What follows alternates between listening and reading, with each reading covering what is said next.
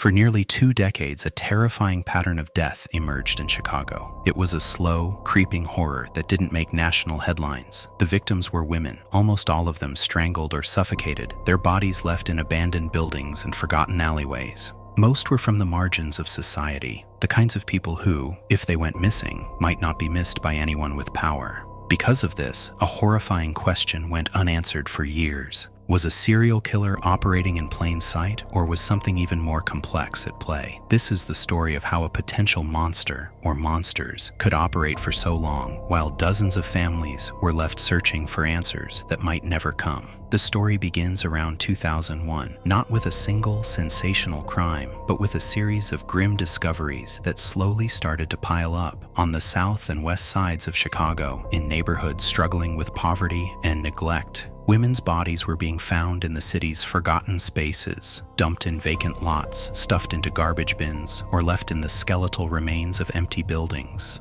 The method was chillingly similar across the cases. The cause of death was almost always strangulation or asphyxiation. But beyond that, the details sometimes varied. Many victims were left without their clothing. In some of the most brutal instances, they were bound, gagged, or had plastic bags pulled over their heads. In a few cases, the killer or killers tried to destroy evidence by setting the bodies on fire. One particularly horrifying stretch in November 2007 saw 2 women murdered in just 2 days. The body of Teresa Bunn, who was 8 months pregnant, was found strangled and set ablaze in a dumpster. Just 48 hours later, firefighters discovered the body of Hazel Lewis in another burning garbage can, only a few miles away. In a city dealing with thousands of violent crimes a year, these individual tragedies were seen as just that, individual. The victims were predominantly African American, and many were battling drug addiction or involved in sex work. They were vulnerable, and their deaths didn't spark the kind of public outrage that might have followed if they'd come from a wealthier part of town. This societal blind spot became a predator's perfect cover. It created a hunting ground where victims were overlooked, and a terrifying pattern could blend into the background noise of urban violence. To understand how a string of at least 51 similar murders could go unsolved over nearly 20 years, you have to understand the world these women lived in. For those on the fringes in communities like Washington Park and Garfield Park, life was already a daily struggle. So when they disappeared, their cases often didn't trigger the high-profile investigations they deserved. This was a critical failure that allowed the body count to grow. One sex worker told reporters that when women from her community were murdered, police don't investigate that stuff. That feeling was shared by victims' families. After a woman named Velma Howard was found under a pile of snow with an electrical cord around her neck, a neighbor told reporters that police just picked the body up and left. He summed up the feeling of an entire community. "We are just looked over."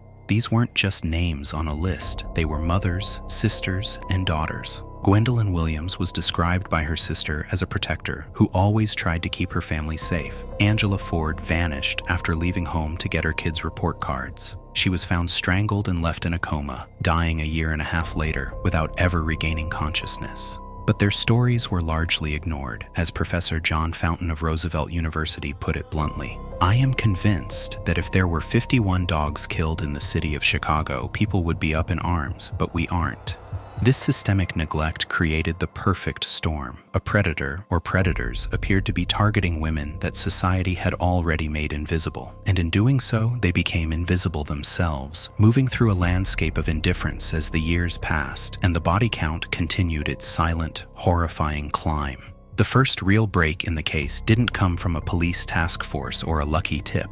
It came from a retired investigative journalist named Thomas Hargrove. Hargrove started a nonprofit called the Murder Accountability Project, which uses a computer algorithm to sift through national homicide data, looking for clusters that might point to a serial killer. The algorithm flags statistical anomalies that overworked police departments might miss. In late 2017, Hargrove pointed his algorithm at Chicago. What it found was staggering. It flagged a cluster of 51 unsolved homicides of women between 2001 and 2018. In every single case, the victim was strangled or suffocated. The vast majority were found outdoors or in abandoned buildings, mostly on the city's south and west sides. And about 3/4 of them were black. The data painted a picture that, to Hargrove, was too consistent to be a coincidence. His conclusion was chilling and direct. These 51 women were not killed by 51 separate men, he stated. Many of these, probably most of these, were killed by men who have killed before. His analysis suggested a classic serial killer pattern. He even noted the killings seemed to stop after 2014 and then resume in 2017, leading him to speculate that the killer might have been in jail for a few years. Hargrove's findings finally forced the issue into the spotlight. Facing pressure from the media, the Chicago Police Department, which had long denied theories of a serial killer, announced in 2019 that it was forming a task force with the FBI to review the 51 unsolved cases. The hunt was finally officially on. The task force seemed like a long overdue step, but the investigation was immediately hamstrung by years of neglect. One of the biggest hurdles was the shocking lack of DNA evidence. According to investigative reports, in fewer than half of the 51 cases had DNA even been collected from the crime scenes. For a crime as intimate and violent as strangulation, that was a huge red flag, suggesting the initial investigations were seriously flawed. Even when DNA was available, it led nowhere. An analysis of 21 DNA samples recovered from 18 of the victims revealed no matches to each other and no hits in the FBI's criminal database. This complicated the single killer theory. A frustrated Hargrove admitted, "DNA has not been the magic bullet that we all had hoped for." He theorized the killer or killers might have been forensically aware, taking steps to avoid leaving evidence behind.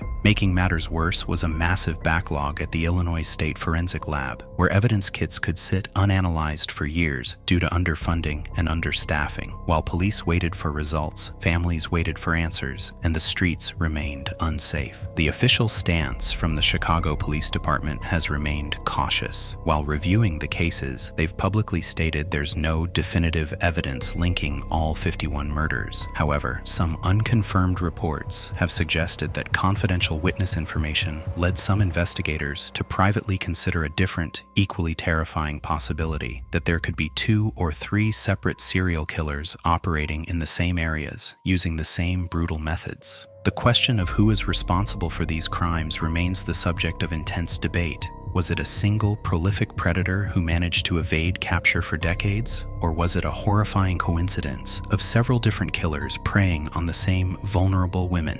Let us know your theories in the comments below. To this day, the mystery of the 51 women remains a haunting and largely unsolved tragedy. No single suspect has been publicly identified or charged in connection with the entire cluster of murders. While a handful of individual cases have been solved, like the 2020 conviction of Arthur Hilliard for the murder of Diamond Turner, the vast majority of these women's deaths remain cold cases. Theories still swirl. Some, like Thomas Hargrove, have pointed to men like Darren Dion Van, the Gary Strangler, who was arrested in neighboring Indiana in 2014. While Van is suspected in some Illinois cases, he was also incarcerated during periods when some of the Chicago murders occurred, meaning he likely couldn't be responsible for all of them. This fact lends weight to the terrifying theory that multiple serial killers may have been active at the same time. What is certain is that for nearly 2 decades, a predator or predators hunted the women of Chicago with near impunity, operating in the shadows of a system that failed to see them.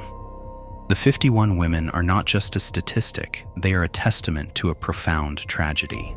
They are Gwendolyn Williams, Angela Ford, Teresa Bunn, and dozens of others whose names deserve to be remembered. Their families are still waiting for justice, and a cold fear lingers over the city. The knowledge that the person or people who strangled 51 women may have simply vanished back into the crowd, leaving nothing but grief and unanswered questions in their wake.